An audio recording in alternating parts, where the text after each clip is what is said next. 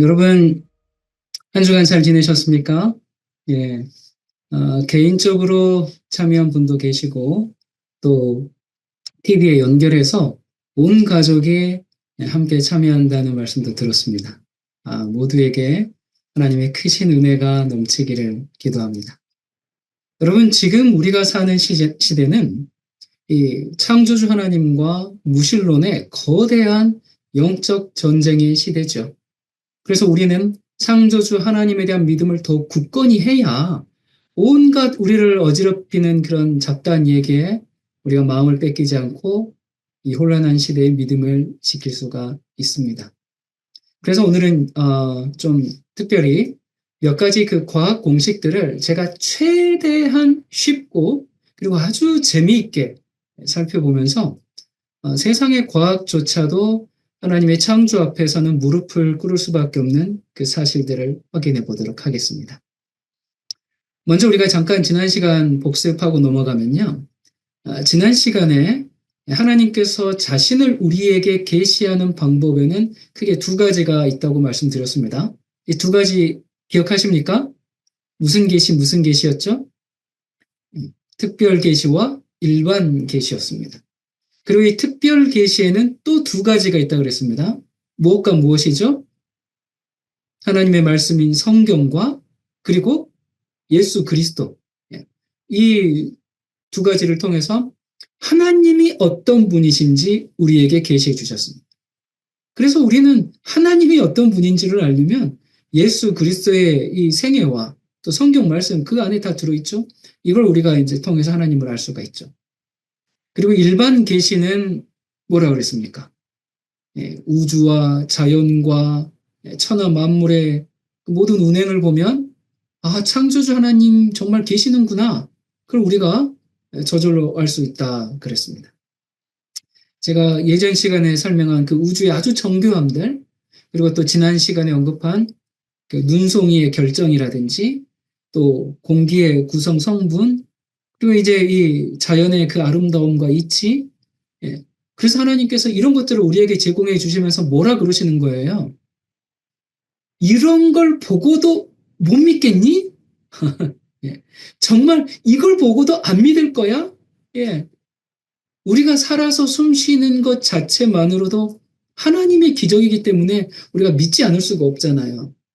그래서 제가 그 지난 시간에 여러분 우리 기도할 때 이런 식으로 한번 기도해 보세요라고 했는데 기억하실는지 모르겠어요. 하나님, 공기 중에 산소를 21%로 맞춰주셔서 감사합니다. 그렇게 기도해 보라 그랬는데 혹시 그런 비슷한 기도해 본 분 계십니까? 우리 방금 전에 찬송도 모든 것이 은혜, 당연한 건 줄 알았더니 모든 것이 하나님의 은혜라고 그 찬송 들었지 않습니까? 그러니까 우리에게 주어져 있는 이 환경을 당연한 것으로 여기지 말고 모든 일에 하나님께 감사함을 우리가 고백하자. 그런 말씀을 드렸습니다. 그래서 너무나 분명하기 때문에 바울이 로마서에서 뭐라 그랬습니까? 이 하나님의 능력이 천하 모든 만물에 분명히 나타났기 때문에 사람들이 난 몰랐는데요? 난 몰랐습니다. 그렇게 뭐 할 수 없다? 핑계할 수 없다. 그렇게 말씀했죠. 그런데 이렇게 정말 핑계할 수 없을 만큼 분명한데도 사람들이 믿지 않고 또 믿지 않으려는 사람이 너무나 많습니다. 왜 그럴까요? 왜 세상 사람들은 하나님을 믿지 않을까요? 몇 가지 이유를 좀 생각해 봤는데 첫 번째는 유물론을 믿기 때문에 그렇습니다. 여러분 유물론이 뭡니까? 쉽게 말하면 모든 것은 다 물질로 구성되어 있는데 물질은 보이는 거잖아요. 그래서 보이는 것만 믿겠다. 그게 유물론입니다. 그러니까 사람들이 나는 아무것도 안 믿어. 나는 신 안 믿어. 난 종교 없어. 그렇게 말하지만 안 믿는 게 아니라 다른 걸 믿는 겁니다. 모든 사람은요. 다 무언가를 믿음으로 살고 있습니다. 하나님이 있다고 믿거나 아니면 없다고 믿거나 둘 중 하나지 나는 아무것도 안 믿는데요. 그런 건 없습니다. 그러니까 여러분 하나님은 눈에 보이지 않잖아요. 만약에 하나님이 눈에 보이는 물질이었다면 유물론이었다면 다 믿었을 겁니다. 근데 하나님이 안 보이거든요. 안 보이는 건 이들이 인정하지 않거든요. 그래서 근데 그 보이는 물질을 누가 만들었어요? 안 보이는 하나님이 만드셨는데 그 만드신 분은 믿지 않고 그 나타난 물질만 보면서 붙들고 있는 것이 유물론입니다. 이게 이제 마르크스주의, 막시즘이라고 하죠. 그래서 이 세상은 무엇을 믿느냐에 대한 믿음의 전쟁이고 하나님과 무신론의 영적 전쟁 속에 있는 거죠. 그런데 하나님이 눈에 보이지 않지만 로마서 말씀처럼 이 세상의 모든 만물들이 모든 물질들이 전부 하나님이 계심을 증거하고 있기 때문에 난 몰랐어요. 그렇게 핑계할 수 없다라고 성경은 분명히 말씀합니다. 자, 그리고 두 번째, 왜 사람들이 하나님을 믿지 않을까? 왜냐하면 하나님에 대해서 아는 게 없거든요. 여러분, 호세아 선지자가 이스라엘 백성이 망하는 이유를 뭐라 그랬습니까? 이 백성이 하나님을 아는 지식이 없어서 망한다 그랬어요. 여러분, 요즘 얼마나 많은 그 지식과 정보가 그냥 정말 홍수처럼 밀려드는 그런 세상에 우리가 살고 있어요. 그런데 이 엄청나게 밀려드는 지식과 정보 중에는 하나님을 믿게 하는 지식과 정보가 거의 없습니다. 거의 모든 문화가 하나님을 반대합니다. 그러다 보니까 우리도 점점 거기에 익숙해져 가지고 늘 보이는 것, 늘 듣는 것, 경험하는 것, 이 모든 것이 다 하나님을 반대하는 거에 있다 보니까 우리도 그냥 그 어느새 스며들어서 하나님을 반대하고 있으면서도 분별을 못하는 그런 현실 가운데 살고 있죠. 그리고 사람들이 하나님을 믿지 않는 세 번째 이유는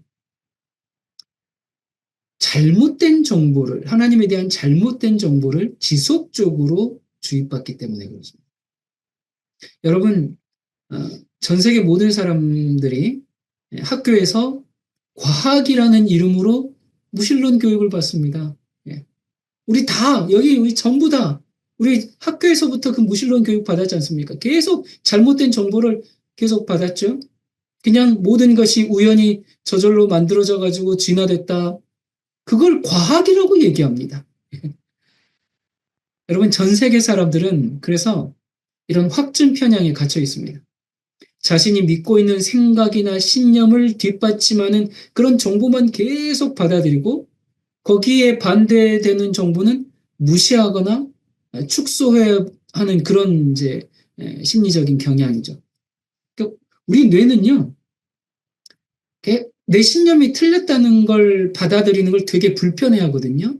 그러다 보니까 우리가 무의식적으로 지금 내 생각이 맞아. 그 맞다는 증거만 계속 찾으려고 합니다. 그래서 내가 어떤 걸 지지하면 그걸 지지하는 자료나 영상만 계속 보게 되고요. 그 반론에 대해서는 저건 편향적이야. 저건 잘못됐어. 이렇게 무시하게 되는 거죠. 이 진화론은요, 여러분, 논리적 기반이 전혀 없습니다. 근데 하나님이 싫어. 그리고 내가 믿고 싶은 것만 그냥 강하게 붙잡으면서 이거는 확증 편향을 넘어서 거의 집단 최면에 빠져 있는 상태입니다. 여러분, 최면에 빠지면 이성이 작동합니까? 안 합니까? 이성이 작동을 안 하잖아요. 그냥 최면에 빠지면 그냥 그렇게 흘러가는 거거든요. 이게 이성적인 사람들이라고 하면서 어떻게 이렇게 집단 최면에 빠져 있는지 참 이 세상이 전쟁터 맞습니까? 예, 정말 영적 전쟁입니다. 여러분 초등학교 교과서에 보면요. 인간의 조상은 바퀴벌레, 개, 돼지이며 인간은 진화 과정에서 우연히 생겨난 동물일 뿐이다. 이렇게 되어 있습니다. 그러니까 우리의 조상이 바퀴벌레, 개, 돼지와 다름없다. 여러분, 이런 주장을 보면서 어떤 생각이 드십니까? 사람들이, 다 자기는 정상적이라고 생각하고, 난 상식적이야. 그렇게 생각하는데, 여러분, 이런 걸 믿는 게 어떻게 상식적일 수 있겠습니까? 근데 잘못된 정보와 교육을 너무 당연하다는 듯이 정말 수십 년 받다 보니까 이 비상식도 상식이 돼버린 그런 상황이죠. 이건요, 최면에 빠지지 않는 이상 이런 걸 믿기가 어려워요.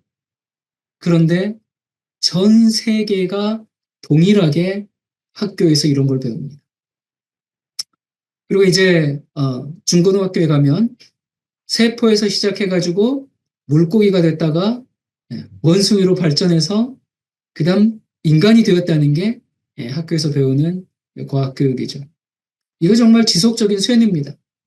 이런 진화론적 세계관을 가지게 되면요, 당연히 하나님을 부인하게 되고요. 뭐 인간의 존엄성이라는 거는 뭐 완전히 철저하게 다 부정되는 거죠. 여러분, 하나님은 도대체 어떤 분입니까? 하나님은 전지전능하신 창조주죠. 그래서 그 전지전능한 지혜로 창조되었다면 그 창조의 결과는 어떠해야 되겠어요? 그 결과는 최고 수준의 아름다움을 가져야 되고 가장 완벽한 질서를 가져야 되고요.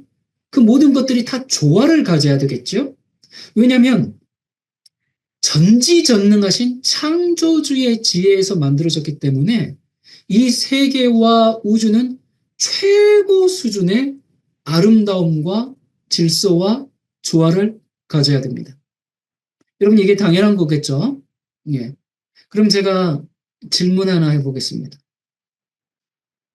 여러분, 우리가 일상에서 살면서 살아갈 때 어떤 아름다움과 질서와 이 조화가 시간이 지나면 저절로 생기나요? 어떤 아름다움과 그 질서 정연함과 그 조화로움이 그냥 시간 지나면 막 저절로 막 생깁니까? 아니죠. 그 아름다움과 질서와 조화가 가능하려면 어떤 법칙이 있어야 합니다. 창조주의 법칙이 있어야 되거든요. 그러니까 하나님께서 창조를 하실 때 그냥 만드신 게 아니라 법칙을 가지고 만드셨다는 것을 잠깐 기억해 두시기를 바랍니다. 자, 여러분, 우주는요, 정말 최고 수준의 아름다운 질서와 신비와 조화를 이루고 있습니다. 이런 건 뭐 저절로 만들어지는 게 아니죠. 그리고 이런 최고 수준의 그 질서와 조화가 아주 놀라울 정도로 완벽하고 그리고 아주 미세하게 최고 수준의 정밀도로 움직이고 있습니다. 이런 완벽한 미세 조정은 하나님을 믿지 않는 과학자들도 다 인정을 해요. 이런 그 완벽함과 미세 조정이 있다. 그런 어떤 우주의 질서가 있다. 그건 믿는데, 다 인정하는데, 이제 그걸 하나님이 하셨다가 아니라 뭐라고 얘기하죠? 아, 시간이 많이 지나니까 저절로 그렇게 됐어. 이제 그렇게 얘기하죠. 그러면 이 완벽함이, 그 아름다움이, 그 질서가 그냥 오랜 시간이 지나면 가능한가? 전혀 그렇지 않죠. 예. 이건 엄청난 최고 수준의 지적 설계 결과죠. 여러분, 이 지구는 생명체가 살기에 가장 완벽한 조건을 갖고 있습니다. 뭐 지구와 비슷하게 생겼다고 해서 그 별에 생명체가 살 수 있어요? 예, 아니죠. 지구와 비슷한 조건을 가졌다고 할지라도 생명체가 살기 위한 그 완벽한 조건이 충족되지 않으면 생명체가 존재할 수가 없어요. 이런 것들은 진화론에서는 결코 설명할 수 없는 내용들이거든요.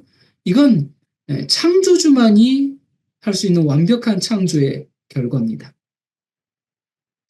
여기 로버트 보일이라는 아주 유명한 물리학자가 이런 얘기를 했어요. 시계는 결코 우연히 생길 수 없다. 시계는 목적을 위하여 설계되어 만들어진 위대한 작품이다. 시계보다 더 정교하게 움직이는 이 우주가 창조주 없이 어떻게 우연히 생길 수 있겠는가? 예. 여러분, 이게 참 상식적인 얘기잖아요. 이 상식적인 고백을 우리 자녀와 내 배우자와 우리 가족이 할 수 있도록 우리 정말 기도 많이 하도록 합시다. 이 상식적인 고백을 부인하고 그렇게 정말 신앙을 핍박하기도 하고 세상 좋다고 살아가고 그러고 있잖아요. 예. 정말 비상식이 상식으로 돌아오기를 정말 우리 가족들을 위해서 기도 많이 해야 되겠습니다. 자, 그러면요.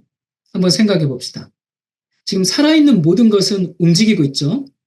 이 자연에 존재하는 모든 것들은 다 움직입니다. 여러분, 이건 거부할 수 없는 사실이에요. 자, 그럼 제가 질문하겠습니다. 그게 왜 움직일까요? 왜 움직일 수 있을까요? 이 질문에 대한 답은요, 되게 간단합니다. 어떤 힘이 작용하기 때문에 움직입니다.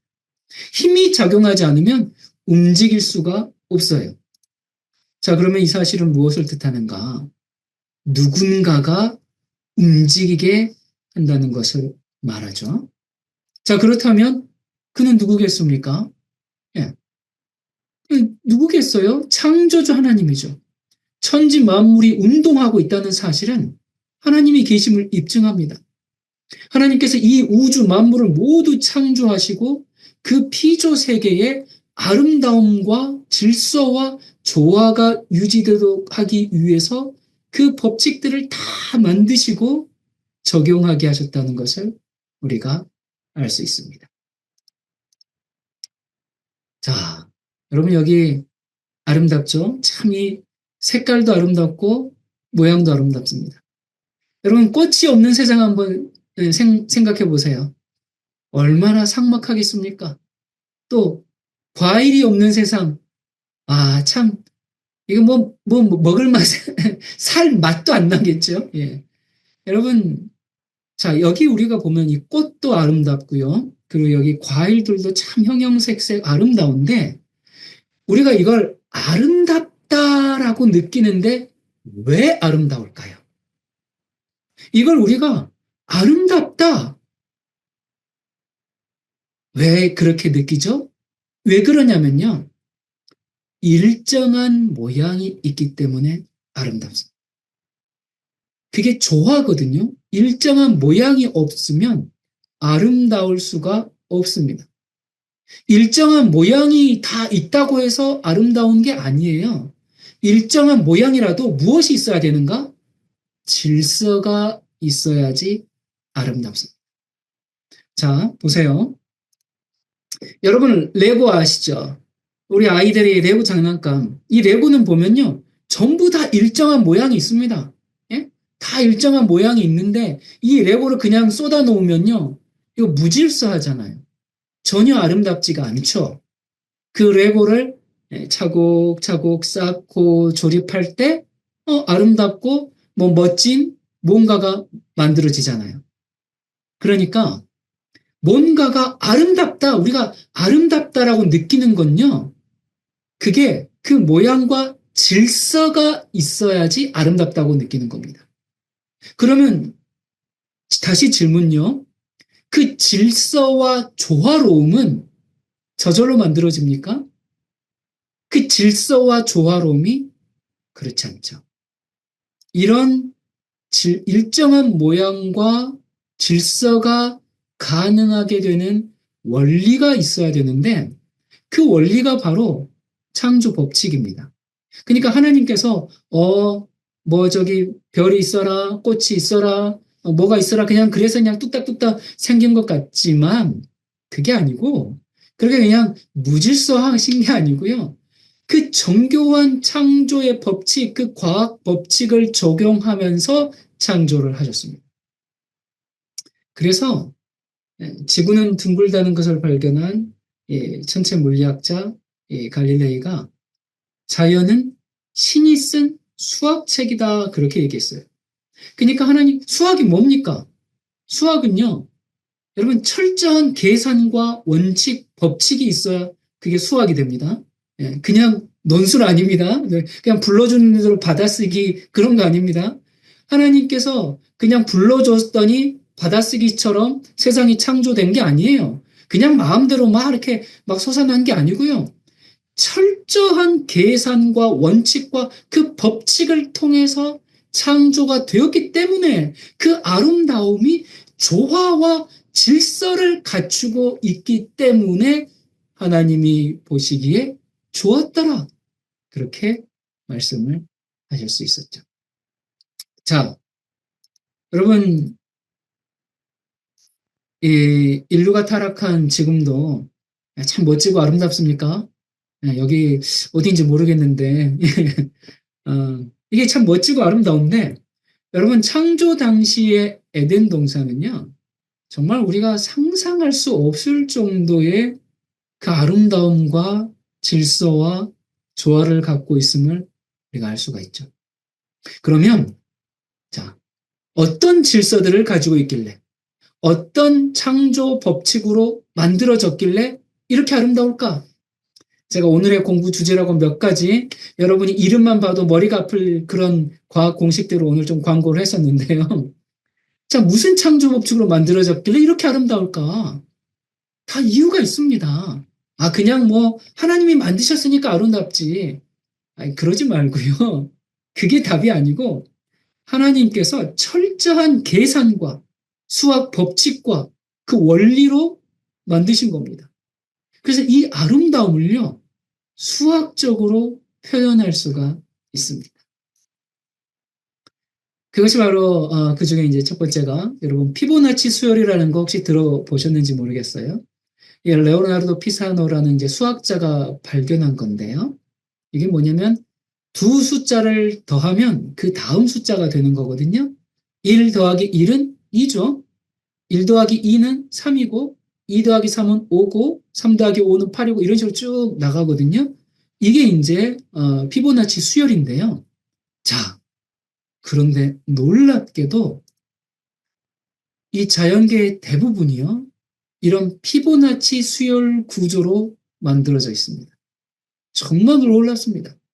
꽃잎의 개수가 피보나치 수열에 딱 맞게 배수로 이루어져 있습니다. 그리고요, 해바라기의 경우에요. 여러분이 해바라기가 아주 이 작은 공간, 그 최소 공간에 최대한 씨앗을 많이 배치하기 위해서 어떻게 했는가? 과학 법칙으로 했습니다. 어떻게 해요? 피보나치 수열로 해바라기가 이루어져 있습니다. 참 기가 막힙니다. 이렇게 피보나치 수열로 들어가야지만 가장 좁은 공간에 최대의 많은 씨앗을 담을 수가 있습니다. 이 식물뿐만 아닙니다. 여기 보면 은하계 구조도요. 여기 피보나치 수열로 나선형이죠. 인간의 DNA 구조도 피보나치 수열로 되어 있고요. 뭐 태풍의 모든 이 자연에서 다 피보나치 수열로 이루어져 있습니다. 그리고 식물뿐만 아니라 뭐 인간의 이제 DNA 구조도 피보나치 수열로 다 되어 있고 그러는데 여기 또 수학자 피타고라스 여러분 뭐 학교 다닐 때 이름은 들어봤을 거예요. 피타고라스 방정식이라든지. 자, 그런데 이 피타고라스가 가장 아름답고 조화로운 구조, 가장 안정적인 상태를 나타내는 비율을 찾았는데 여러분도 많이 들어보셨을 거예요. 뭐라 그래요? 황금 비율이라고 많이 들어보셨죠? 황금 비율 이런 거 들어보셨을 거예요. 그 황금 비율이 수치가 어떻게 돼요? 1대 1.618. 이게 황금 비율이거든요. 근데 방금 전에 우리가 본 이 해바라기 씨앗이 피보나치 수열로 되어 있으면서 또 황금 비율로 갖춰져 있습니다. 소용돌이 패턴도 마찬가지고요. DNA 구조도 마찬가지로 피보나치와 황금 비율 이 둘 다 가지고 있고요. 이 피라미드도요. 황금 비율로 만들어져 있기 때문에 가장 안정적인 그런 상태를 나타내고요. 여기 잠자리의 그 날개 끝에서부터 아래쪽까지가 이 균형 배분이요. 황금 비율로 이루어져 있기 때문에 딱 봐도 뭔가 그러니까 이게 데칼코마니 같이 이게 양쪽 옆에 말고 위에서부터 아래의 비율을 말씀드리는 겁니다. 그게 1대 1.618이거든요. 그것도 아주 정교하게 이렇게 균형적으로 황금 비율로 곤충들도 만들어져 있어요. 그리고 우리가 누가 잘생겼다, 누가 예쁘다 할 때, 왜 그렇게 느끼냐면요. 황금 비율에 얼마나 맞느냐에 따라서 맞으면 맞을수록, 와, 저 사람 잘생겼다. 그리고, 예, 이제 그 비율을 많이 어긋나면, 무질서하게 되면, 좀 그렇다 하는 거죠. 이게 제가 찾아보니까, 이 사람 누구더라? 갑자기 이름 잊어버렸네. 예, 이 남자 영화배우. 예, 아무튼, 예, 예. 아무튼 이 사람이, 저기 뭐야, 90 몇 프로의, 예, 황금 비율의 90 몇 프로로, 예, 이제 가장 가까이 있다 그러더라고요. 그리고 여기 이제, 예, 자매 같은 경우는 85.3점, 그 황금 비율에, 예, 그래서 이 황금 비율에 맞으면 맞을수록 사람이 잘생기고, 예쁘게 보이는 거죠. 자, 그러니까 여러분, 지금 아까 피보나치 수열이라든지 이 황금 비율 이런 거 잠깐 말씀드렸는데, 그래야지만 이게 지금 뭐예요? 이 아름다움이라는 것은 질서와 조화를 갖추고 있다라는 거죠. 이게 그 질서와 조화가 그저 우연한 진화의 산물이겠습니까? 자, 그러면 과학이 도대체 뭐길래 사람들이 과학을 얘기하면서 하나님 없어. 그렇게 얘기할까요? 어, 여러분, 진화론이나 뭐 빅뱅 이런 게 과학입니까? 과학이 도대체 뭘까? 이 과학이란 자연 속에 숨겨진 비밀을 찾아내어 밝히는 것이라고 정의합니다. 그러니까 자연 속에 수많은 비밀들이 있어요. 예? 생명이 있건 없건 모든 것들은 다 고유한 특성들, 그러니까 그 특성들이 자연 속이 갖고 있는 비밀들이거든요. 근데 과학이라는 게 뭐 끽해봐야 뭐냐면 그 자연 속에 숨어 있는 그 작동의 원리를 찾아내서 밝히는 게 그게 과학입니다. 여러분 이해되셨습니까? 네. 이해되셨으면 고개 한번 좀 끄덕거려 보시겠습니까? 예. 예. 이해되셨어요? 예, 이해되셨으라고. 그러면, 제가 질문하겠습니다. 자연 속에 비밀들이 다 있는데, 비밀은 스스로 생깁니까? 여러분, 비밀은 어떤 비밀도 스스로 존재하지 않죠? 예. 비밀은 누가 만들어가지고 숨겨 놓을 때만 존재합니다. 그렇죠? 예. 그래서 로마서 이 1장 20절에 뭐라 그럽니까? 장세로부터 그의 보이지 아니하는 것들, 곧 그의 영원하신 능력과 신성이 그가 만드신 만물에 분명히 보여 알려졌나니, 그러므로 그들이 핑계치 못할지니라. 그러니까 하나님의 모든 하나님의 능력이 모든 피조물 속에 그 창조의 비밀이 다 숨겨져 있는 겁니다. 그런 창조의 비밀을 그냥 하나하나 찾아내서 밝히는 것이 과학이라는 것이기 때문에 이 과학은 창조주 하나님과 될 수 없는 관계를 가지고 있죠. 그래서 우리가 오히려 그 올바른 과학적 지식을 가지고 하나님 말씀을 보면 와, 하나님의 창조가 정말 너무나 질서정연하게 아름답고 맞을 수밖에 없구나. 그걸 우리가 인정하지 않을 수가 없습니다. 근데 이 세상은요, 과학자들이 하나님이 없다 그래요. 그런데 그건 과학자들이 그러는 거고요. 그 과학 그 자체는요, 절대로 창조주가 없다고 말하지 않습니다. 단지 그냥 하나님을 믿기 싫어하는 죄인들이 과학을 이용하면서 하나님 없어. 네, 그렇게 말할 뿐이죠. 자, 과학이 뭐라 그랬어요? 자연 속에 숨겨진 비밀을 찾아내는 게 과학이라고 그랬습니다. 자, 그러면 이제 우주의 3대 기본 요소가 있죠. 시간, 공간, 물질입니다. 우리 모두 다 이 시간, 공간, 물질을 사용하고 있고요. 우린 이 안에 있습니다. 그리고 과학자들도 이 시간, 공간, 물질을 사용해서 다 실험을 합니다. 자, 그러면 질문요. 과학자들이 사용하는 이 시간, 공간, 물질은 어떻게 세상에 존재하게 됐을까요? 이 궁금증에 대해서 현대과학은 절대 해답을 주지 못합니다. 어떻게 존재하게 됐는지 그들이 하는 말이라고는 해봐야 그냥 다 우연히. 이것 말고는 이 시간, 공간, 물질이 어떻게 존재하는지를 설명을 못해요. 근데 여러분, 우리가 성경을 보면 이 궁금증에 대한 대답이 바로 나오죠. 창세기 1장 1절에 태초에 하나님이 천지를 창조하시니라. 이 태초가 뭡니까? 시간입니다. 시간이 창조됐다는 얘기죠. 이 천지에서 천은 뭡니까? 하늘, 우주, 공간을 얘기합니다. 지는 뭡니까? 지구인데 물질이죠.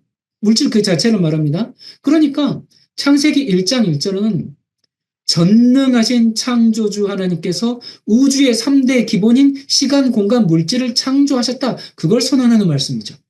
예.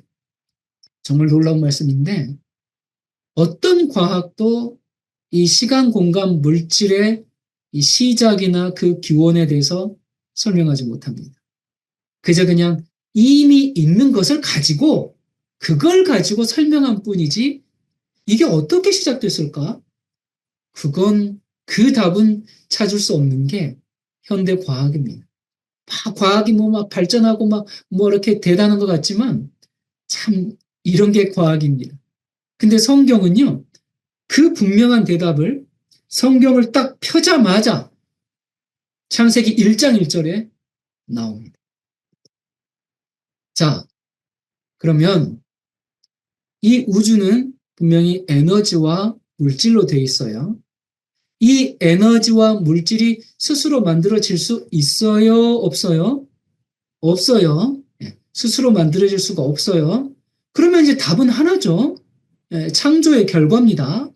자, 그렇다면 이 에너지와 물질이 창조의 결과라면 그 창조의 결과라는 것을 증명하는 과학 법칙이 있어야 되지 않을까요?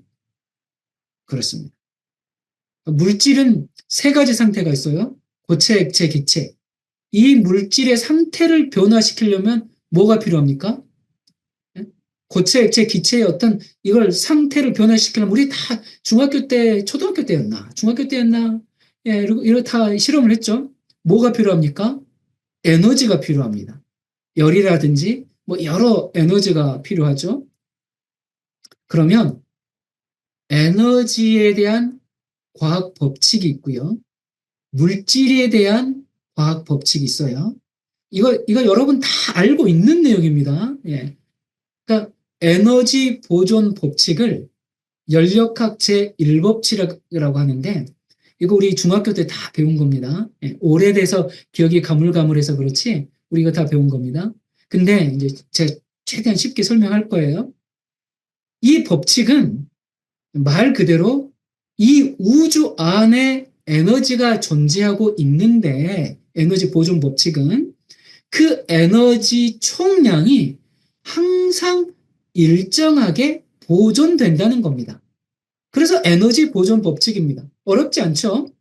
그러니까 에너지의 종류는 바뀔 수가 있어요. 여기 보니까 빛 에너지, 뭐 전기 에너지, 열 에너지, 뭐 운동 에너지, 뭐 이런 종류는 바뀔 수가 있는데 이 에너지의 총량은 항상 일정하게 보존된다는 얘기입니다.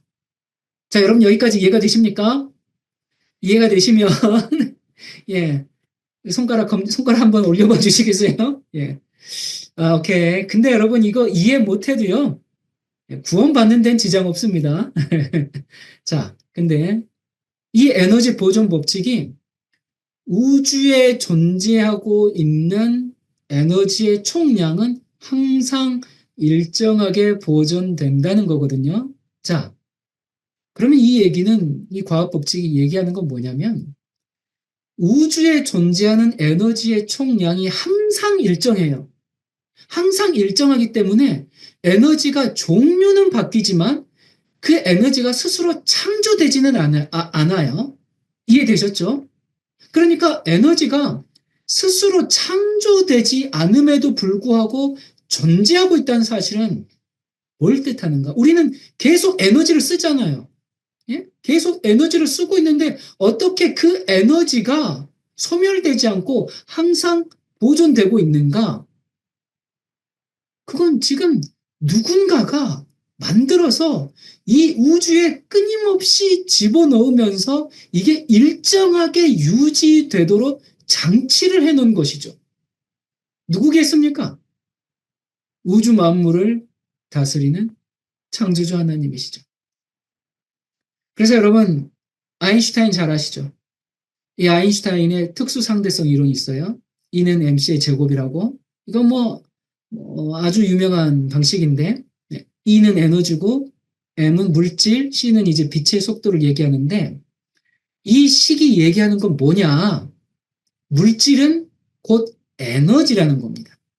그러니까 제가 지난번에도 한번 설명드린 적이 있는데, 여러분 다 음식을 먹잖아요. 저녁 드시고 오셨고, 그렇지 않습니까? 음식은 뭡니까? 이건 물질이에요. 이 음식을 우리가 왜 먹죠? 살기 위해서 먹죠. 움직이려고 먹죠. 음식을 먹는 이유는 음식에 있는 에너지를 내가 가져오는 겁니다. 그 에너지를, 음식이 가지고 있는 에너지를 나한테 옮기는 거죠. 맞죠? 예. 그래서 그 음식에 있는 에너지가 나한테 들어와서, 여러분, 그러니까 그 음식을 안 먹으면 우리가 어떻게 돼요? 열을 굶어보세요. 누워가지고 힘 하나도 없잖아요. 에너지가 없잖아요. 근데 밥 먹어보세요. 에너지가 생기죠. 그러니까 음식에 있는 에너지를 우리가 가지고 와서 에너지로 만드는 거예요. 나의 에너지. 그러니까 그 음식은 뭐예요? 물질이잖아요. 사과면 사과, 밥이면 밥, 이거 다 물질이란 말이에요. 물질이 곧 뭐라는 거예요? 에너지라는 겁니다. 자, 여러분, 자동차가 움직이려면 뭐가 필요합니까? 휘발유도 필요하고요. 요즘은 이제 전기차가 있으니까, 전기 에너지든 휘발유든 어쨌든 이런 화학적 에너지가 이제 기계적 에너지로 딱 변해야 차가 움직이는 거거든요. 여기 휘발유 있고 여기 차 있어. 따로 있는데 차가 움직입니까? 안 움직이잖아요. 안 가잖아요. 이 휘발유, 이 에너지가 차로 들어가야지. 그러니까 이 물질이 차로 에너지로 변해야 차가 움직이는 겁니다. 그러니까 이 물질들은요, 곧 다 뭐예요? 그게 에너지라는 얘기입니다. 그래서 에너지에 대한 이 과학 법칙이 있다면 상대적으로 이 물질에 대한 과학 법칙도 있어야 되겠죠? 그러니까 에너지에 대한 보존 법칙이 있으면, 그 에너지 보존 법칙 우리가 잠깐 방금 전에 얘기했잖아요. 물질에 대한 보존 법칙도 있어야 됩니다. 그 물질에 대한 보존 법칙이 바로 질량 보존 법칙입니다. 그러니까 제가 쉽게 말해서 이 우주 안에 물질이 가득해요. 예? 근데 이 우주 안에 있는 이 물질의 총량이 항상 일정하게 보존된다는 게 질량 보존 법칙입니다. 자, 그러면 또 질문 하나 해보겠습니다. 물질의 총량이 늘지도 않고 줄지도 않고 소멸되지도 않고 항상 일정하게 보존되기 위해서는 에너지가, 그러니까 이 물질이 막 스스로 막 만들어지면 됩니까? 안 됩니까? 안 되죠. 예, 안 됩니다. 그러면 이 법칙이 얘기하는 게 뭐냐? 물질의 종류와 상태는 막 이것저것 바뀔 수가 있어요. 이 에너지가 저 에너지로 바뀔 수도 있고, 열을 가하고, 어떻게 먹고, 이렇게 해가지고, 막, 다 이렇게 저렇게 바뀔 수는 있는데, 이 물질이 스스로 창조되지는 않는다는 얘기입니다. 여러분, 이해 잘하고 계시죠? 예, 여러분 정말 훌륭하십니다. 예, 대단합니다. 자, 그래서, 예, 이것들이 지금 우리가 과학 시간에 학교에서 다 배운 건데 이 과학 법칙이 뭘 얘기하고 있냐면 이 우주에 충만한 에너지, 이 물질은 스스로 창조되지 않는다는 얘기입니다. 그럼에도 불구하고 존재하고 있다는 사실은 누군가가 창조해서 이 우주 안에 집어넣고 끊임없이 집어넣고 여러분 우리가 에너지와 물질을 끊임없이 사용하잖아요. 사용하고 있는데 왜 이게 없어지지 않고 계속 쓸 수가 있죠?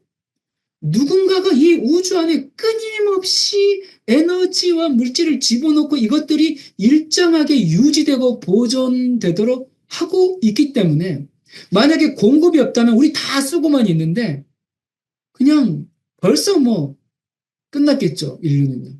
그런데 그것이 에너지 보존 법칙, 질량 보존 법칙에 의해서 끊임없이 이것이 일정하게 유지되고 있다. 여러분 기가 막히지 않습니까? 이걸 끊임없이 일정하게 유지되고 보존되도록 누가요? 누가 하고 있습니까? 그분이 누굽니까? 저와 여러분을 창조하신 하나님입니다. 이 어떤 과학자도요, 이 우주에 존재하고 있는 그 에너지와 물질의 총량이 얼마인지 아무도 모릅니다. 어떤 과학자도요, 그리고 새로운 종류의 에너지나 물질을 창조할 수가 없습니다.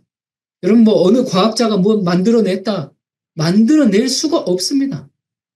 과학자가 하는 건 뭐냐? 과학자들은요, 지금 우주에 있는 이 에너지의 총량이 얼마인지도 모르고요.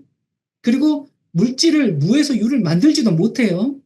그러면 과학자들이 하는 건 뭔데?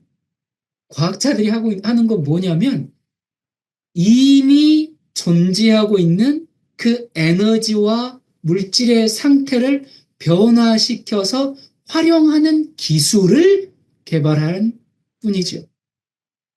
그래서 여러분 보다시피 과학 법칙은요, 하나님이 없다 안 그럽니다. 과학 법칙은요, 우리가 사용하고 있는 에너지와 물질이 창조된 것을 증명하고 있어요. 그건 뭘 뜻합니까? 창조주가 있다는 거죠. 과학 법칙 자체가 창조주가 있다고 증명을 하고 있어요. 근데 하나님을 믿기 싫은 과학자들이 과학을 들먹이면서 과학적으로 하나님은 없어. 그렇게 얘기하는 것일 뿐이죠. 자, 조금 쉬운 얘기로 다시 좀 가봅시다. 여러분, 자연현상이라는 게 뭔가, 자연현상의 방향성을 했는데 이게, 여러분, 이 자연현상이 어떤 방향으로 진행이 됩니까? 그러니까 자연에 여러 가지 현상들이 일어나는데요. 그 현상들이 일어나면 어떤 일로 벌어지는 그 방향성이 있거든요. 여기 그림 보니까 커피잔 건드리면 커피잔을 건드렸을 때 자연현상은 뭡니까? 쏟아지는 게 자연현상이죠. 이 쏟아진 걸 다시 원상태로 되돌릴 수 있어요? 없어요? 없습니다. 이게 자연현상입니다. 여러분 방 어질러 놓는 거 쉽습니까? 어렵습니까? 그 방 어지르는 거 5분이면 난장판 만들 수 있습니다. 쉽게 어질러지는 건 자연현상이에요. 자, 5분 만에 난장판으로 만들 수 있는데 이거 정리하려면 힘이 듭니까? 안 듭니까? 힘들죠? 왜 힘들어요? 자연현상에 위배되게 정리하려고 하니까 힘든 겁니다. 자연현상은 쉬워요. 엎어지면 그냥 다 끝나는 거고요. 그러니까 이런 건 쉬워요. 자연현상의 방향성은요, 다 이런 식입니다. 여기 또 폭발을 볼까요? 이 폭발이라는 건요, 크기와 종류에 상관없이 한번 꽝 하고 터지면요, 그 결과는 무질서입니다. 파괴입니다. 그 폭발에 대한 기본적인 상식이 그겁니다, 여러분. 폭발은 크기와 종류에 상관없이 폭발하고 나면 그 결과는 항상 다 무질서입니다. 다 파괴입니다. 그리고 이렇게 다 폭발해가지고 다 터져버리고, 여러분, 폭발하면 다 터지고 다 흩어져 버리잖아요. 근데 이 폭발로 생긴 이 무질서가 시간이 많이 지났다고 해서 질서로 발전하는 일은 그건 절대 안 일어나거든요. 자, 지금 요 얘기 잠깐 기억해 두시면 이따가 한 번 더 설명할 때 좋을 것 같습니다. 여기 보면 건물이 있는데 이 집이 지금 한 100년 뭐야, 뭐 하여튼 엄청 뭐 몇백 년 됐어요. 이제 지금 보니까. 이 건물이 참 처음에 지을 때는, 굉장히 아름답고 멋졌겠죠? 그런데 세월이 흐르면서 점점 낡아갑니다. 이게 뭐예요? 그게 자연현상이라는 겁니다. 자연현상이야. 이 자연현상이라는 게 무슨 뜻인지 알겠죠? 야, 사람도 어렸을 때는 생명력이 왕성해가지고요. 여러분 애들 보세요. 그냥 하루 종일 뛰어놀아도 지칠 줄 모릅니다. 우리 엄마 아빠들이 아이들이랑 놀아주다가 그냥 다 뻗어버리잖아요. 아이들은 계속 그 에너지가 넘치는데. 근데 나이가 들면서 어떻게 됩니까? 그냥 여기저기 아프고 기운 빠지고 이게 뭡니까? 이게 다 자연현상입니다. 자, 이렇게 보니까 자연현상들의 공통점이 있죠? 그게 뭔가 지금 보니까 시간이 지나면 지날수록 질서가 증가하고 있습니까? 아니면 무질서가 증가하고 있습니까? 뭐가 증가하고 있어요? 대답 좀 해보세요. 이 모양이라도. 예. 질서가 증가해요? 무질서가 증가해요? 무질서가 증가하고 있죠? 예. 이게 자연현상의 방향성입니다. 자, 이걸 설명하는 과학 법칙이 있는데요. 그걸 연력학 제2법칙이라고 합니다. 그러니까 지금 여기 그림에서 보는 것처럼요. 여기 그림 보니까 어때요? 시간이 지나면서 이게 동그란 원이었는데요. 시간이 지나면서 어떻게 되고 있어요? 막 이렇게 파편처럼 흩어졌죠. 이게 뭐예요? 무질서가 증가했다는 얘기거든요. 이걸 조금 전문적인 용어로 엔트로피라고 합니다. 여러분, 엔트로피라고 들어보셨습니까? 예. 안 들어봤으면 지금 들어보시면 됩니다. 예. 그 엔트로피 법칙이라고 있는데요. 그게 무질서라는 말입니다. 예. 그래서 여러분 이 엔트로피 법칙은 좀 기억해 두세요. 어디 가서 아까 이렇게 좀 몇 가지 과학 얘기들이 나왔는데 이거는 여러 가지 사회학에서도 자주 사용하는 말이니까 이게 무질서라는 말이거든요. 그래서 이 연력학 제2법칙을요. 무질서 증가의 법칙이라고도 얘기합니다. 그러니까 이 엔트로피 법칙이 얘기하는 게 뭐냐? 여러분 시간이 가면 계속 뭐가 증가했어요? 뭐가 증가했어요? 김순옥 자매님 입모양으로 질서가 증가했어요? 무질서가 증가했어요? 네, 그래요. 무질서가 증가하잖아요. 그러면 무질서가 계속 증가하면 어떤 최대점에 도달할 때가 있겠죠. 끊임없이 증가하는 게 아니라 이 지금 여러분 이 세상이요 보면 과학기술의 발달로 굉장히 편리한 세상이 되는 것 같지만 인간성은 어떻게 되고 있어요? 날로 파괴되고 있습니다. 이 엔트로피가 끊임없이 증가하다가 무질서가 최대일 때가 언제인가? 무질서가 계속 무질서로 갈 수는 없겠죠. 무질서의 한계가 있거든요. 그게 지구 종말의 날입니다. 그 지구 종말의 날이 무슨 날이에요? 예, 예수님 재림의 날입니다. 근데 그 인본주의적인 세계관은 뭐라 그래요? 시간이 지날수록 인간은 끊임없이 발달한다, 발전한다, 스스로를 제어할 수 있다. 시간이 지날수록 과학과 기술이 계속 발전하면 우리가 지구의 모든 문제, 전쟁의 문제, 환경의 문제, 뭐 기아의 문제, 뭐 인간 도덕성의 문제, 이 모든 것들을 다 해결할 수 있다. 왜? 인간은 무한히 발전 가능하기 때문에 지속 발전 가능하기 때문에 이 세상의 모든 문제를 인간이 다 컨트롤할 수 있고 결국은 이 지상에 낙원을 건설할 수 있다. 이게 뭐예요? 이게 바로 인본주의적인 세계관이고요. 이게 바로 마르크스의 막시즘의 무신론 이념이죠. 근데 이렇게 들으면요. 여러분 우리는 하나님을 믿으니까 아니야 그렇지 않아 라고 알지만 이 하나님 없는 사람들은요. 그렇지 인간은 무한히 발전해. 이 모든 문제들은 인간이 다 컨트롤할 수 있어. 그래서 이 세상은 유토피아가 될 수 있을 거야. 우린 그걸 위해서 우린 헌신해야 돼. 이렇게 해야 돼. 그렇게 자신의 어떤 삶과 모든 에너지를 그렇게 바치고 헌신하는 사람들이 있는데 근데 이런 이 인본주의적인 세계관은요, 이거는 뭐 이념이나 신앙, 종교를 떠나서요, 과학 법칙 자체에도 맞지가 않는 얘기입니다. 엔트로피 법칙에도 맞지 않는 얘기예요, 이 인본주의적인 세계관은요. 오늘날 이런 세계관을 갖고 있는 사람들이 세상을 이끌어가고 있지만 놀랍게도 실제 과학 법칙은 뭐라 그래요? 아니야. 인간의 무질서는 계속 증가할 거야.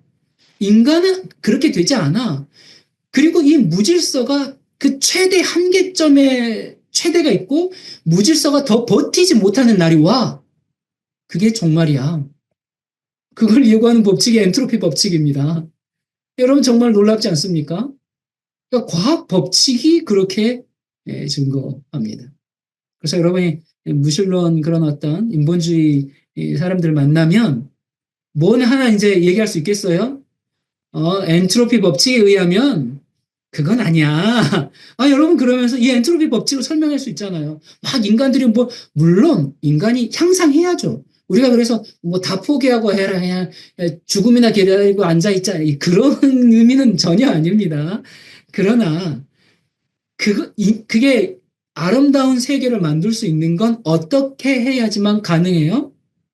하나님의 도움, 신의 개입이 있을 때만 그게 가능한 것이죠. 예. 그걸 이제, 그래서 신이 개입해가지고 드디어 이 세상을 말 그대로, 우리를 이제 유토피아로 이끌어가는 거죠. 그러니까 신의 개입이 있는 것과 신의 개입이 없는 것, 무질서는 똑같지만 그 결과가 다른 거죠. 자, 그리고 이 법칙은 굉장히 놀라운 것을 또 알려주는데요. 자, 그러면 엔트로피 법칙이 계속 갈수록 무질서가 증가하는 거라면요. 그러면 계속 거슬러 거꾸로 가면은 무슨 말이 되겠어요? 과거 어느 때에는 이 무질서가 제로였던 때가 있겠죠. 무슨 말이겠죠? 계속 이게 증가하니까 무질서가 증가하니까 계속 거꾸로 가면 즉 무질서가 제로고 질서로 완벽했던 때가 있었다는 것을 말해주는 게 또 엔트로피 법칙입니다. 아, 여러분 재밌죠? 예, 이해되시죠? 그러니까 그러면 우리가 이 우주에 무질서가 없고 질서가 완벽했던 때가 언제였을까요? 저랑 함께 사는 분 한번 저희랑 함께 한 집에 사는 분 제가 한번 말씀해 보시겠어요? 예? 예. 에덴이죠. 현대 과학은요. 해답을 주지 않아요. 근데 이 법칙을 보면요. 계속 거슬러 가면 이 우주에는 질서가 완벽했던 때가 있었습니다. 이 지구에도요. 그때가 언제겠어요? 이 질문에 현대과학은 답을 못해요. 왜냐면 돌아가 봐야 그것도 무질서였으니까. 근데 그 해답이 어디에 있어요? 성경에 있어요. 여러분 하나님께서 지구를 창조하실 때, 인간을 창조하실 때 완전한 질서 속에서 완벽한 아름다움으로 조화를 갖춰 창조하셨죠. 그런 때가 있었습니다. 완벽한 질서가 있었던 때가 있었어요. 근데 죄 때문에 타락하고 무질서가 증가하게 되었어요. 그렇기 때문에 이 진화론 사상, 무신론 사상은 이 연력학 제2법칙, 무질서 증가의 법칙이라고 하고 또 엔트로피 법칙이라고 하는데 이 무신론은요. 이 엔트로피 법칙, 연력학 제2법칙을 위배한 이론입니다. 여러분 놀랍지 않습니까? 이건 뭐 어떤 정치 이념이 아니라 우리가 이 과학적으로도 우리가 증명할 수 있는 그런 놀라운 사실이죠. 자, 여러분 참 아름다웠던 지구가 지금 어떻게 되고 있습니까? 점점 망가지고 있죠. 인간의 욕심 때문에 점점 망가지고 있습니다. 인간이 날이 갈수록 욕심이 과도해지고 그리고 망가지는 속도도 빨라지고 있어요. 지구가 아주 고통 중에 있습니다. 이걸 설명하는 법칙이 뭐다? 예, 연력학 제2법칙. 시간이 지나면서 우주의 질서가 점점 파괴된다는 거죠. 우리가 사용할 수 있는 에너지는 점점 줄어들고 이 에너지들이 무질서 형태로 계속 증거하고, 이게 연력학 제2법칙입니다. 자, 여러분 빅뱅이 뭡니까? 학교에서도 우주의 기원으로 빅뱅만 가르치거든요. 모든 이 과학 이론에는 전부 다 가정이라는 게 있어요. 자, 이 과학 이론이 전부 가정에 의해서 이럴 것이야 라는 가정에 의해서 이론들이 다 나와서 우리는 그걸 사실로 이제 배우고 있는데, 만약에 가정이 잘못됐으면 그 잘못된 가정에서 나오는 이론은 틀렸겠죠. 이 빅뱅 우주론의 핵심 가정이 뭐냐면, 우주의 모든 에너지가 아주 작은 점에 모여 갇혀 있다가 갑자기 이유 없이 순간적으로 빅뱅 하면서 터졌다는 얘기입니다. 이렇게 순간적으로 빅뱅 해가지고 우주가 폭발해서 생성됐다는 게 빅뱅 우주론이거든요. 이게 다 학교에서 우리 배운 겁니다. 자, 그런데 이게 빅뱅 우주론의 기본 모형인데요. 여기 이제 제가 선 4개를, 노란색 4개를 넣어놨는데, 이제 빅뱅하고 폭발했어요. 폭발하고 나서 40만 년이 지나니까 파편이 골고루 퍼지고, 그리고 우주 암흑 시대를 거쳐가지고 빅뱅 후 약 한 4억 년이 지나니까 초기 우주였다가, 빅뱅 후 10억 년이 지나니까 최초의 은하계가 만들어졌고, 87억 년이 지나니까 태양계가 형성됐다. 이게 이제 빅뱅 우주론의 기본 모형이고요. 이걸 학교에서 배웁니다. 여러분 다 알고 있을 겁니다. 자, 그런데 과연 빅뱅으로 이 우주의 아름다운 질서가 만들어질 수 있는가? 아까 폭발의 기본적인 상식이 뭐라 그랬어요? 일단 우리가 좀 찾아보면요. 첫 번째, 폭발 이전에 폭발할 물질이 스스로 존재해야 됩니다. 근데 스스로 존재하는 대상은 하나님밖에 없다고 성경은 밝히고 있죠. 두 번째, 원인 없는 폭발은 일어나지 않아요. 근데 이 빅뱅 우주론은요, 무슨 원인에 의해서 폭발했는지에 대해서는 설명이 없습니다. 그냥 이유도 없어. 그냥 어느 날 폭발하는 거야. 야, 여러분 참 폭발, 물질도 스스로 있었다고 그러고 왜 폭발했는지 이유도 몰라. 그런 가정인데 그걸 믿어요. 그리고 우주의 모든 에너지가 한 점에 갇혔다고 그러는데, 여러분 이 현대과학에서요, 이 우주의 에너지의 총량이 얼마인지 과학자들이 안다 그랬어요? 모른다 그랬어요? 모른다 그랬잖아요.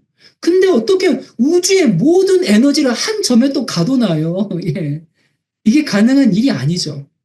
그 다음에 아까 우리가 자연 현상의 이제 방향성에 대해서 설명할 때, 폭발하면 그게 종류와 크기에 상관없이 폭발의 결과는 항상 어떻게 된다? 무질서하다. 폭발하면 다 파괴된다. 여러분, 폭탄 터졌는데 폭탄 터진 데서부터 질서로 향해 가요? 아니면 그게 다 터지면서 무질서가 돼요? 폭발의 결과는요, 항상 무질서입니다. 예? 그리고 이러한 그 무질서는요, 아무리 천문학적으로 오랜 시간이 주어진다 해도 그게 질서로 발전한 일은 결코 없어요.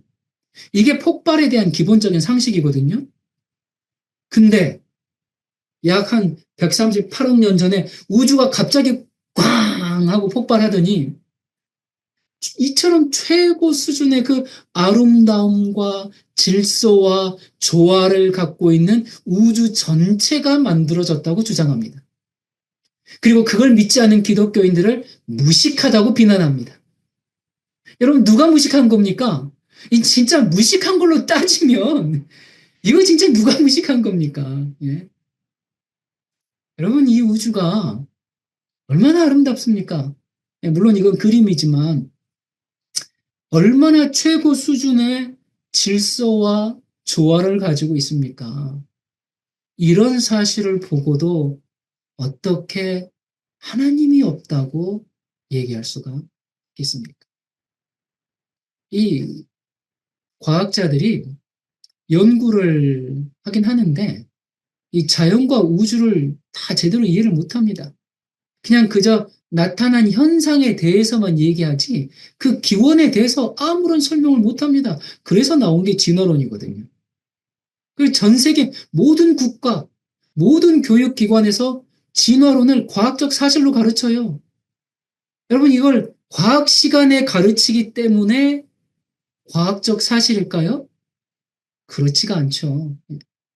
그럼에도 불구하고 정말 많은 사람들이 믿고 있는데 여러분 우리는 이 잘못된 세계관에 있는 사람들에게 참 진리를 알려줘야 하겠습니다. 자, 여기 지금 연력학 제1법칙 그리고 제2법칙 아인슈타인의 상대성 이론 질량 보존의 법칙 자, 이런 과학 법칙에 위배되는 주장이 바로 무신론과 진화론과 빅뱅 우주론입니다. 그러니까 우리가 과학적 사실을 조금만 살펴봐도요, 이 무신론과 진화론과 이 빅뱅 우주론이 얼마나 비과학적이고 반과학적인지를 우리가 알 수가 있습니다. 이것들이 과학적으로 사실이 되려면 시간이 지나면서 무질서는 점점 감소하고 질서가 오히려 증가해야 됩니다. 그런데 정반대죠. 예. 학교에서는 과학이라는 이름으로 비과학을 가르치고 있어요. 예. 왜 그래요? 이유는 단 하나죠. 사탄이 이 세상을 자기 손아귀에 꽉 쥐고 사람들을 놓아주지 않으려고 길을 쓰고 있습니다. 그래서 사람들은 피해자입니다. 예. 그 불쌍한 사람들에게 그럼 우리가 진리를 알려줘야 할 책임감을 느끼십니까? 여러분 책임감 지금 팍팍 느끼십니까? 우리 안산 임예진 자매님 열심히 공부하고 있는데 책임감 팍팍 느끼고 있습니까? 예. 자, 정말 여러분 과학은요. 절대 창조주 하나님이 없다고 하지 않습니다. 근데 무신론 과학자들은요. 모든 게 다 우연히 만들어졌다고 합니다. 우연히 만들어졌다고 하는 그것도 정말 엄청난 믿음이 필요하죠. 그래서 근데 이제 진화론자들이요. 이런 얘기를 해요. 아니, 지금 눈에 안 보이지만 오랜 시간이 지나면 확률적으로 그런 일이 생길 수 있어. 그거 계산할 수 있어. 그렇게 얘기를 하거든요. 여러분 그런 얘기 많이 들어봤죠? 예. 뭐 빅뱅 그 확률 있어. 확률이 뭡니까? 제가 사전에서 찾아봤어요. 확률을 뭐라고 얘기하는지. 그러니까 일정한 조건 아래에서 어떤 사건이 일어날 가능성의 정도 그렇게 사전에 나와 있더라고요. 그러니까 이게 무슨 얘기냐면요. 그러니까 이 진화론은 이제 빅뱅을 통해서 생명체가 우연히 만들어졌다고 하거든요. 그러니까 제가 확률을 조금 더 다시 좀 여러분이 정말 컴퓨터보다 뛰어난 이 질서와 복잡성을 가지고 있는 이 생명체가 저절로 만들어졌을까? 이 한 대의 컴퓨터에 56만 개 이상의 부품이 들어간다고 합니다. 여러분 이 부품들이 무질서하게 있다가 오랜 시간이 지나면 스스로 조립하면서 결국엔 컴퓨터가 된다. 그렇게 하면 여러분 믿겠습니까? 더군다나 처음에는 그냥 플라스틱 덩어리 하나였는데 오랜 시간이 지나자 각종 부품의 모양으로 플라스틱이 딱 쪼개지더니 부품의 모양이 되고 또 오랜 시간이 지나면서 그냥 바람이 불어서 이렇게 흔들리고 저렇게 흔들리더니 그 부품들이 우연히 다 조립이 돼가지고 컴퓨터가 된다? 이 각각 하나하나의 부품을 만드는데도 여러분 얼마나 많은 기술이 들어갑니까? 예? 반도체 하나에도 최첨단 기술이 들어갑니다. 그 기술 하나 만들어내려고 수조 원을 투자해서 연구 개발 비용이 수조 원이 들어갑니다. 그 반도체 조그만 칩에 어떤 기능 하나 만들려고요. 근데 이 모든 것이 그저 우연에 의해서 이루어졌으니 믿으십시오. 그렇게 얘기하면요. 여러분 그 사람 사기꾼입니다. 예? 아무리 그럴싸한 얘기를 그냥 막 갖다 붙여도요. 그 불가능한 거거든요. 이걸 믿으려면요. 여러분 엄청난 믿음이 필요합니다. 진짜 하나님을 믿는 믿음은 하나님을 믿는 조금의 믿음이 하나님을 믿기 위해서 조금의 믿음이 필요하다면 이걸 믿으려면요 어마어마한 믿음이 있어야 됩니다. 여러분 진짜 이거 비교도 안 된 믿음이 필요해요. 이거. 근데 이렇게 우연히 정말 여러분 뭐 어느 게 믿는 게 더 쉽습니까? 진짜. 아우 열불나. 예. 정말 그런데 자 우연을요 수학 확률로는 계산할 수가 있습니다. 그러니까 확률이 낮을지라도요 수치론적으로는 확률을 낼 수가 있어요. 몇십만 분의 1이라든지 그렇게 확률을 계산할 수는 있지만 이건 연력학 제2법칙에 위배되는 거죠. 그러니까 확률이라는 건 당연히 계산해요. 막 몇십만 분의 1, 몇백만 분의 1의 확률로 이거 가능해 라고 수학적으로는 말할 수 있어요. 그런데 여러분 몇십만 분의 1이라는 건 실제로는 일어날 수 없는 일이기 때문에 이건 불가능한 겁니다. 그러니까 우리가 확률을 얘기할 때 실제로 일어날 수 없는 사건에 대한 확률은 아무런 의미가 없어요. 확률이라는 건요, 실제로 일어날 수 있는 경우에만 의미가 있는 겁니다. 그렇지 않으면 그냥 그건 단지 숫자일 뿐이에요. 이해되셨습니까? 이 확률에 대해서 이해하셨습니까? 네.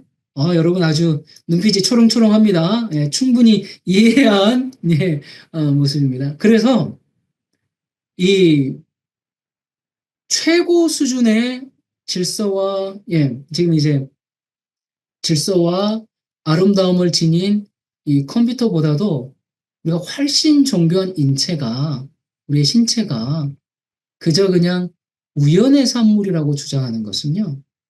수치상 확률은 있을지 몰라도 실제로는 절대로 일어날 수 없다는 얘기입니다.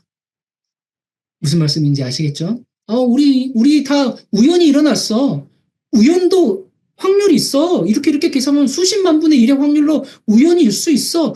수치상 확률은 있어요. 존재할 수 있어요. 수치상으로 말할 수 있어요. 근데 실제로는 절대 일어날 수 없다. 그 말입니다. 여러분 컴퓨터 부품 하나도 우연히 만들어질 수 없다는 것을 과학자들이 알아요? 몰라요? 다 알아요. 그걸 아는 과학자들이 아니 반도체가 저절로 만들어집니다. 어느 과학자가 그걸 믿어요? 안 믿잖아요.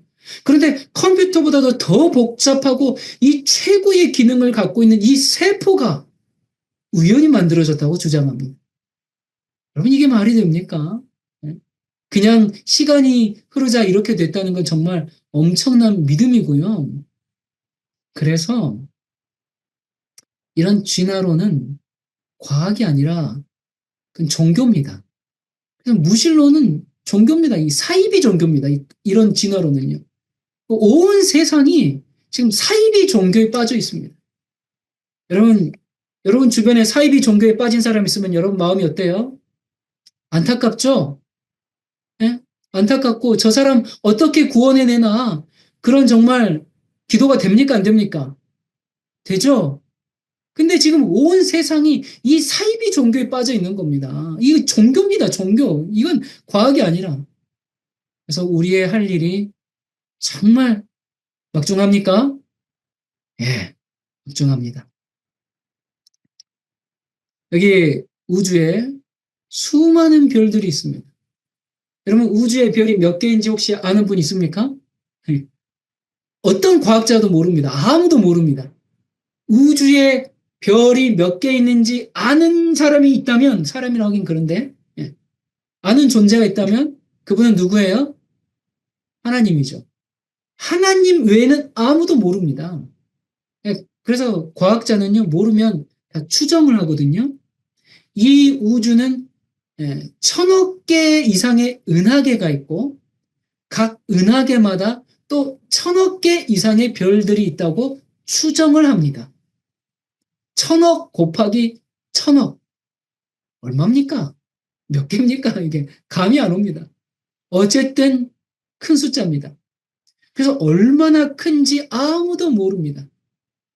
얼마나 큰지 아는 사람이 없어요. 그리고 얼마나 많은지도 아무도 모릅니다.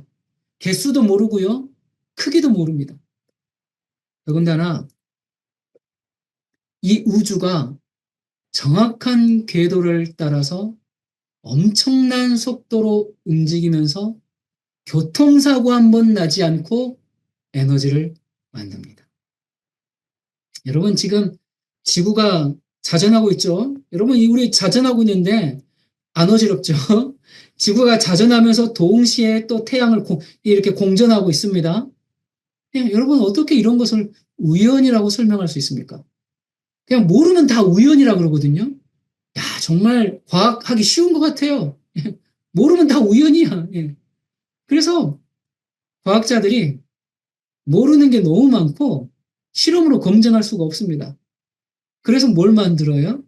다 자기의 그 어떤 가정, 그걸 가지고 이론을 만듭니다. 그래서 이 우주에 대한 기원도 이론이 어마어마하게 많아요. 빅뱅만 있는 게 아닙니다. 그래서 이런 우주나 뭐 인간의 존재나 뭐 이런 것에 대한 것은 이건 과학의 문제가 아니라 무엇의 문제다? 믿음의 문제이다. 사이비 종교를 믿을 것이냐, 창조주 하나님을 믿을 것이냐, 이 믿음의 문제인 겁니다. 오늘날 사람들이 이제 그렇게 정말 추종하고 있는 이 현대 과학은 어떤 뭐 증명된 사실이나 근거에 기반한 결과가 아니죠. 그런데 이 무신론적 이런 우주론이 아니라 하나님의 창조를 얘기하면 벌써 딱 뭐라 그래요? 저 비과학적인 사람들, 저 맹목적인 사람들, 저 무식한 사람들, 그렇게 비난합니다. 왜 그래요? 왜 그러냐면 자기가 믿고 싶은 것만 그 믿는 확증 편향에 갇혀 있거든요. 그리고 그게 뭐라 그랬어요? 일종의 세뇌를 당했거든요. 세뇌를 당하다 보니까 그게 또 최면에 빠져 있거든요. 그냥 그거 하나밖에 생각을 못 하도록 어린 시절부터 계속 교육돼서 그렇습니다. 참 진리를 알게 된 우리가 잘못된 믿음을 가지고 있는 사람들에게 알려줘야 되지 않겠습니까? 예, 우리 홍인자 자매님 고개 끄덕끄덕 거리시면서 알려주겠다고 끄덕끄덕 하셨습니다. 감사합니다. 예. 자, 마지막입니다. 창조는요, 신화가 아니라 과학적 사실입니다. 하나님의 창조를 믿는다면, 그렇다면 이 창조를 믿는 우리는 어떻게 살아야 하는가? 창조주 하나님을 믿는다는 신앙 고백을 어떻게 해야 하는가? 이 모든 무신론에 우리가 어떻게 대응할 수 있는가? 출애굽기 20장 8절 안식일을 기억하여 거룩하게 지키라. 이는 엿새 동안에 나 여호와가 하늘과 땅과 바다와 그 가운데 모든 것을 만들고 일곱째 날에 쉬었습니다. 그러므로 나 여호와가 안식일을 복되게 하여 그날을 거룩하게 하였느니라. 왜 안식일을 지키라 그래요?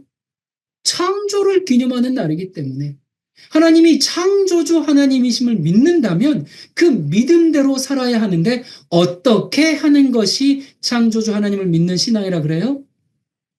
안식일을 기억하여 지키는 것입니다.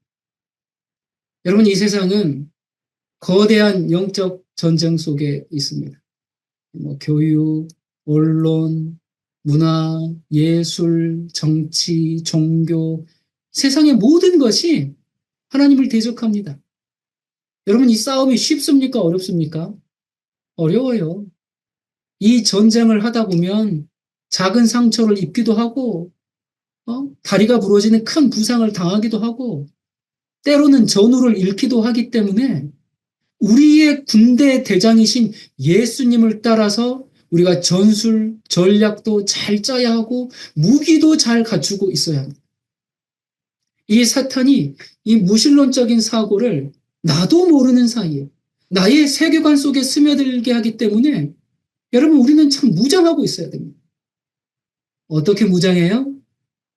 하나님의 창조를 기억하면서 안식일을 지키고 있을 때 그게 보호의 갑옷을 입는 것이고 그 어떤 무기보다 강력한 무기를 소유하고 있는 것입니다.